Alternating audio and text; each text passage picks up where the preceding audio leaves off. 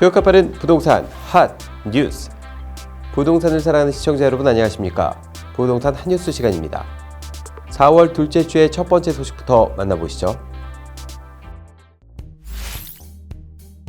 정부의 주택공급 대책이 오세훈 서울시장이란 암초를 만났습니다.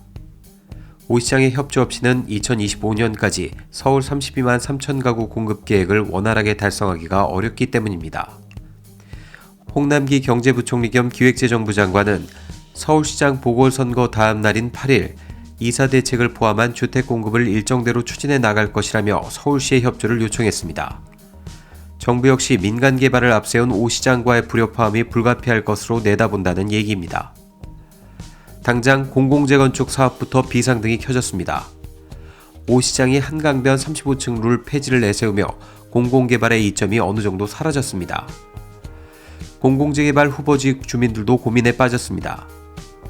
오 시장이 내놓을 부동산 정책에 따라서 민간으로 갈아탈 가능성도 열려 있습니다. 다른 공공재개발 재건축 후보지에서도 주파나를 튕기고 있습니다. 민간 개발에 없는 공공개발만의 이점도 상당하기 때문입니다. 공공재개발은 분양가 상한제 적용 대상에서 제외되고 LH 등이 조합원 추가 분담금도 보장합니다. 하지만 넘어야 할 산이 많아 오 시장의 공약 실천이 쉽지 않을 것이라는 전망도 적지 않습니다. 당장 서울시의회 109석 중에서 101석이 더불어민주당 소속입니다. 이들의 동의 없이는 용적률 및 노후도 요건 완화 등 서울시 도시계획 조례를 개정할 수 없습니다.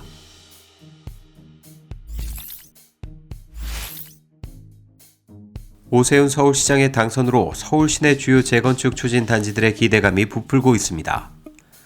일주일 안에 재건축 규제를 풀겠다고 유세기간 언급했을 만큼 재건축 규제 완화에 의지를 내비쳤기 때문입니다. 특히 오 시장이 직접적으로 언급한 압구정, 여의도 등 재건축 단지들은 시장 선거 전부터 가격이 크게 뛰고 선거 직후인 이날까지도 매물이 손꼽을 정도라는 것이 부동산 업계 분위기입니다. 잠실주공 5단지는 고 박원순 전 시장 재임 시절인 2017년 국제설계 공모를 진행하는 등 절차를 밟았지만 지난 3년간 사업 시행 인가를 받지 못해 재건축이 답보 상태입니다. 여의도 지역도 재건축 기대감에 들떠있는 분위기입니다. 실제로 여의도 시범아파트의 경우 전용 118.12제곱미터가 지난 2월 22억 원에 마지막으로 실거래됐는데 최근 매물은 24억에서 28억 원 범위에서 호가가 나오고 있습니다. 압구정 재건축 단지들도 기대감이 큽니다. 압구정 현대육차 아파트는 선거 직전인 지난 5일 80평형이 직전 거래가 대비 13억 원 오른 80억 원에 거래돼 주목받기도 했습니다. 특히 오 시장이 재건축 규제 완화를 약속하며 구체적으로 언급한 곳 중 하나인 노원구 상계동, 상계주공 아파트 단지들은 들뜬 분위기입니다.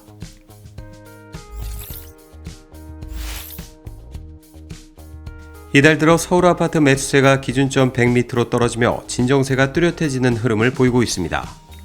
반면 오세훈 서울시장의 민간 재건축 재개발 활성화 행보에 대한 기대감이 커지면서 일부 지역에서는 국지적인 가격 상승 가능성이 제기되고 있습니다.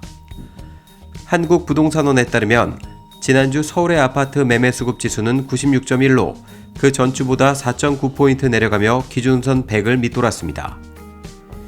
2월 둘째 주 111.9를 기록하며 지난해 7월 이후 최고로 올랐던 이 지수는 정부의 이사주택 공급대책 발표 후인 2월 셋째 주 110.6으로 내린 후 8주 연속 하락했습니다. 그러나 재건축 재개발 현안을 안고 있는 지역을 중심으로 들썩일 가능성은 있습니다.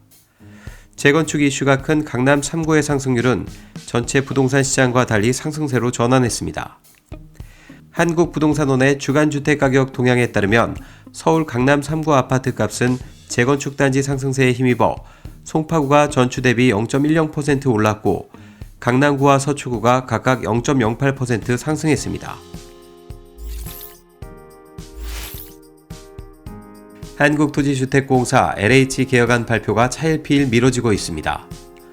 1만 명에 달하는 인력과 126조 원에 달하는 LH 부채 문제가 발목을 잡고 있는 것으로 알려졌습니다.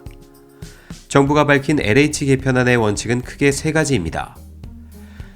주택 공급 정책을 흔들림 없이 일관 추진한다는 대원칙 하에 기능 조직에 대한 혁신적 개편, 투기 방지를 위한 강력한 내부 통제, 공공기관으로서 탈바꿈하는 경영혁신 등입니다. 우선 정부는 이 같은 원칙 하에 LH의 3기 신도시 내 사업 시행 지분 일부를 지자체 산하공공기관으로 넘기는 것을 검토 중입니다.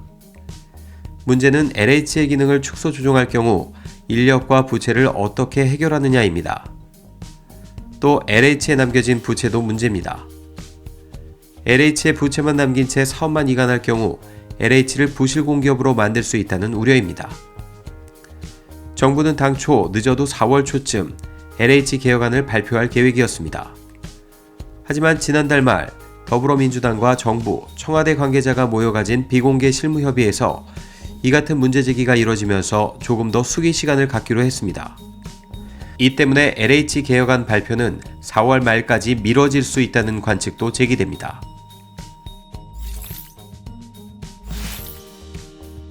이제는 서울에 있는 가장 저렴한 아파트들도 디딤돌 대출 상한선인 5억 원을 넘어서면서 서민들의 첫 내 집 마련이 더 힘들게 됐습니다. 9일 KB국민은행 리브부동산에 따르면 지난 3월 서울 1분위 아파트 평균 가격은 5억 458만 원으로 처음으로 5억 원을 넘어섰습니다. 이는 무주택 서민이 서울에서 디딤돌 대출을 통해 아파트를 구매하기 어려워졌다는 의미입니다. 주택금융공사 HF가 운영하는 디딤돌 대출은 월소득 6천만 원 이하의 무주택자를 대상으로 규제지역 여부에 관계없이 5억 원 이하 주택에 대해 주택담보 인정 비율을 70%까지 인정해주는 상품입니다.